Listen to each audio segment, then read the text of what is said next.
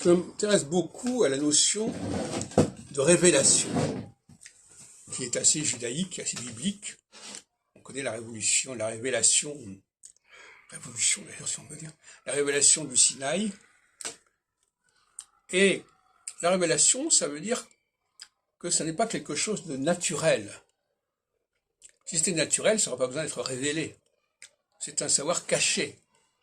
C'est un mode d'emploi auquel il faut s'initier. Et si on n'a pas le mode d'emploi, eh ben on va nulle part. Et la question, c'est de retrouver le mode d'emploi. On peut avoir des systèmes, mais on ne sait pas quel est leur mode d'emploi.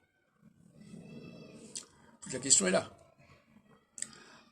Alors, il y a aussi des systèmes qui n'ont pas de grande valeur. Par exemple, les 10 commandements, c'est une véritable farce. On me disait qu'Hammurabi, il y a un code d'Hammurabi, on va dire, les codes, le mot code d'ailleurs a plusieurs significations. Il y a le décodage, et puis il y a le code civil, il y a le code juridique, etc. Bon, bref. Et j'ai montré récemment que l'alphabet exigeait un mode d'emploi.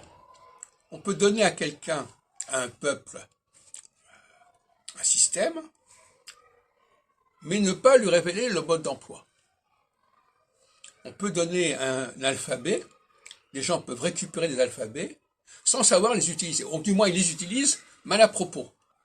La plupart des gens qui utilisent l'alphabet latin ne savent pas comment est programmé véritablement l'alphabet latin.